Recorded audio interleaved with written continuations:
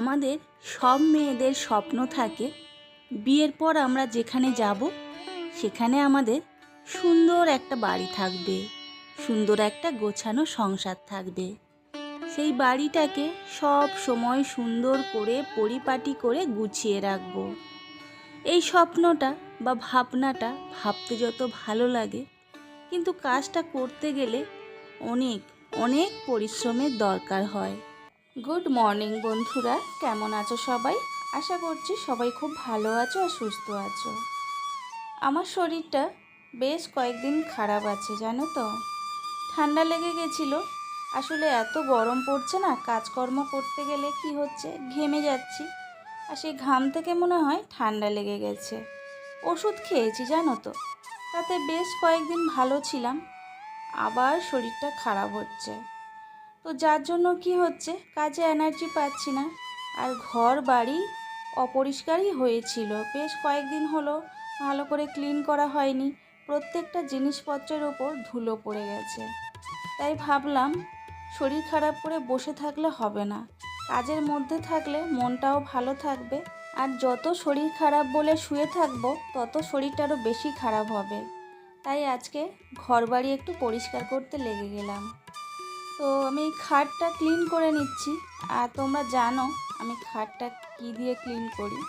তাও যারা আমার নতুন বন্ধু আছে তোমাদের আরও একবার বলে দিই, আমি নারকেল তেল দিয়ে কাঠের জিনিসপত্রগুলো ক্লিন করি।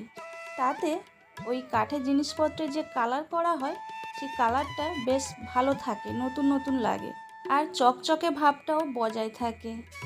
তো দেখো আমি খাটটা ক্লিন করে এরপর ড্রেসিং আয়নাটা ক্লিন করে নিচ্ছি।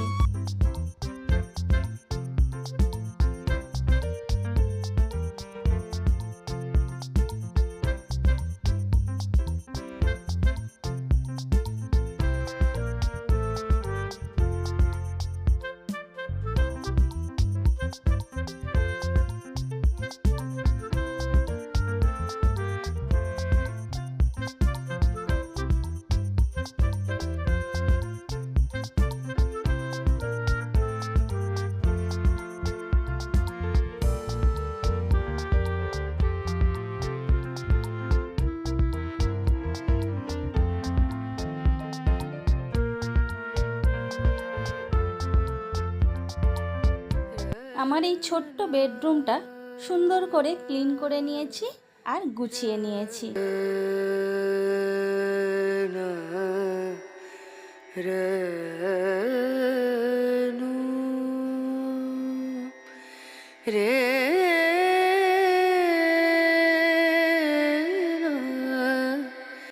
এরপর ডাইনিং টেবিলের চেয়ারগুলো ক্লিন করে নিচ্ছি।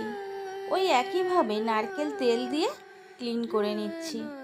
টেবিলটা তো ধরো প্রত্যেক দিন খাওয়া হয়, একবার করে মুছে নেওয়া হয়, কিন্তু চেয়ারগুলো তো সব সময় পরিষ্কার করা হয় না।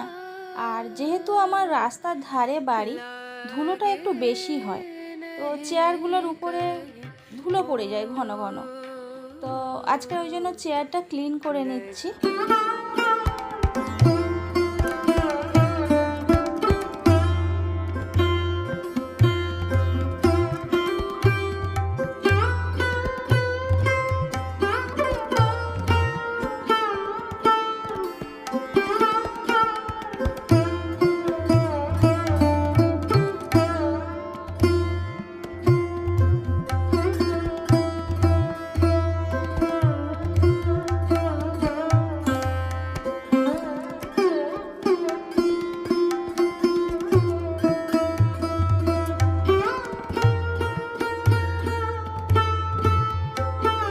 আজ সকাল থেকে কখনো রোদ উঠছে আবার কখনো মেঘ করছে, মাঝে মধ্যে এমন অন্ধকার হয়ে আসে, ভাবি যে আজকে মনে হয় প্রচুর বৃষ্টি হবে, কিন্তু অল্প একটু বৃষ্টি হয়ে ব্যাস থেমে যায়, তারপরে আবার রোদ উঠে যায়। তো এখন রোদ আছে, আবার হয়তো কখন মেঘ করবে তার ঠিক নেই। সকালবেলার দিকে একটু মেঘ মেঘ ছিল। তো যাই হোক, আমার তো চেয়ারগুলো ক্লিন হয়ে গেছে।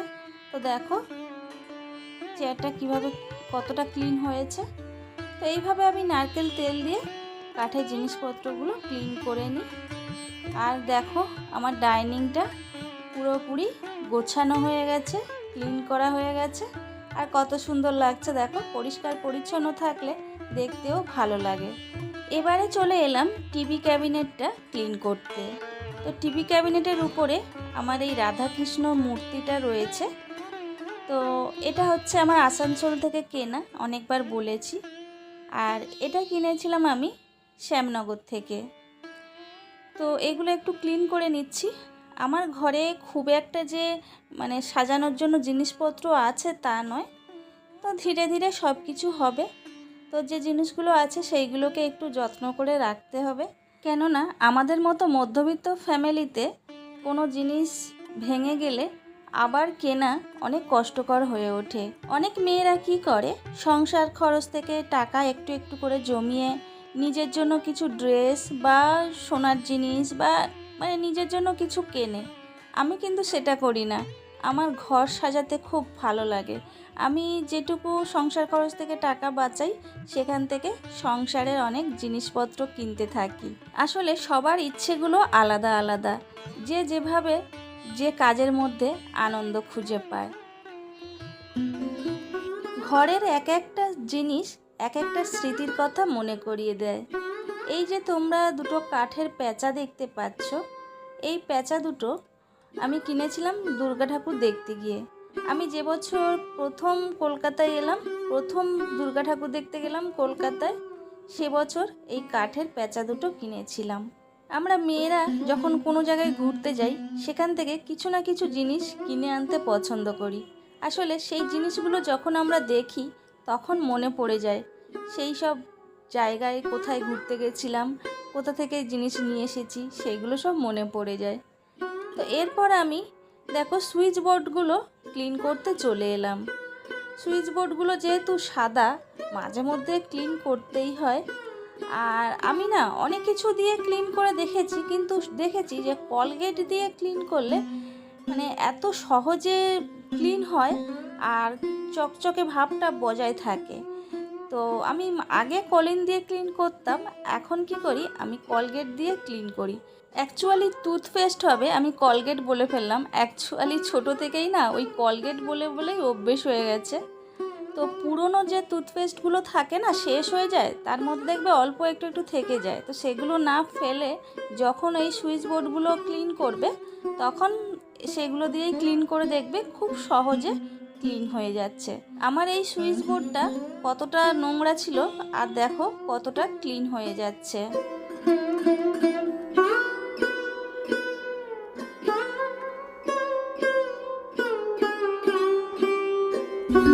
আজকে না আমার জবা গাছটাতে অনেকগুলো ফুল ফুটেছে, দেখো 1 2 3 আর এদিকে এই একটা, 4টে জবা ফুল ফুটেছে।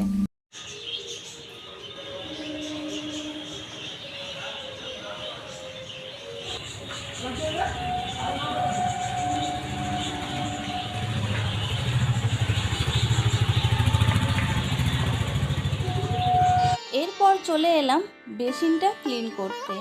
ওই যে বললাম না, শরীর খারাপ করে করে ঘর বাড়িগুলো খুব একটা ক্লিন করা হয়নি, বেসিনটাও দেখো খুব নোংরা হয়ে গেছে। আর যেহেতু এগুলো সাদা, নোংরা হলে বোঝা যায়।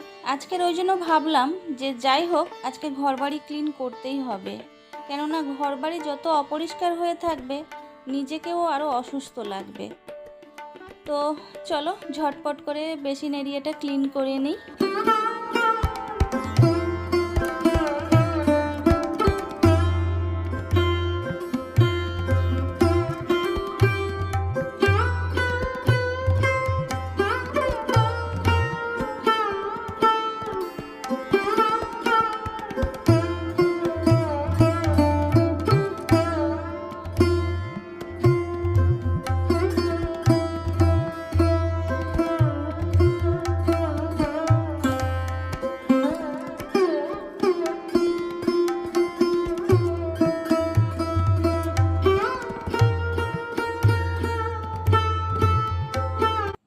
আমার বেসিন এরিয়াটা ক্লিন করা হয়ে গেছে, তোমাদের একবার দেখিয়ে দিই। এই যে আমার বেসিন এরিয়া। আর হ্যাঁ, সকালবেলা কিন্তু স্নানের আগে আমি আমার ওয়াশরুমটাও ক্লিন করে নিয়েছি, সেটা আর ভিডিওতে দেখাইনি। আর দেখো কেমন মেঘ করে আসছে, তখন রোদ ছিল, এবারে কেমন মেঘ করে আসছে। আর হ্যাঁ, কি রান্না হয়েছে আজকে দুপুরে দেখিয়ে দিই। দুপুরে বলতে আমার রান্নাটা একদম সকালেই হয়ে যায়, তোমাদের দাদাভাই তো অফিসে টিফিন নিয়ে যায়। এই যে মাছের ঝাল হয়েছে, আর ভেন্ডি আলু চিংড়ি দিয়ে তরকারি করেছিলাম। তো তোমাদের দাদাভাই নিয়ে গেছে, আর বাকি আমি আর আমার ছেলে খাবো। আকাশটা আস্তে আস্তে অন্ধকার করে আসছে, মনে হয় বৃষ্টি আসবে। তো আমি কিচেনটা একটু ক্লিন করে নিচ্ছি। আর এই বৃষ্টি আসার আগে বা ঝড়ের আগে চারিদিকের ওয়েদারটা এত সুন্দর হয়, মেঘটা কালো হয়ে আসে আর চারিদিকটাও কেমন অন্ধকার হয়ে আসে। মানে প্রকৃতির এই যে রূপটা আমার না খুব ভালো লাগে। মানে বৃষ্টি শুরু হলে যত না ভালো লাগে, বৃষ্টি শুরু হওয়ার আগে যে ওয়েদারটা হয় সেটা আমার বেশ ভালো লাগে। তো চলো কিচেনটা তাহলে ক্লিন করে নিই। কিচেনটা ক্লিন হয়ে গেলে মোটামুটি আজকেকার মতো ঘরবাড়ি যতটুকু ক্লিন হয়েছে অতটুকু থাক। একসঙ্গে সব করতে গেলে অসুস্থ হয়ে পড়বো আরও। তো আরও অনেক কাজ থাকে, একদিনে তো সবটা হয় না। তো দেখো মোটামুটি কিচেনটা ক্লিন করে নিয়েছি, আর কয়েকটা বাসনপত্র আছে, একটা ধুয়ে নেব। নিয়েই তারপরে মানে দুপুরে লাঞ্চটা করব। ঘরবাড়ি পরিষ্কার করতে করতে অনেকটাই দেরি হয়ে গেল।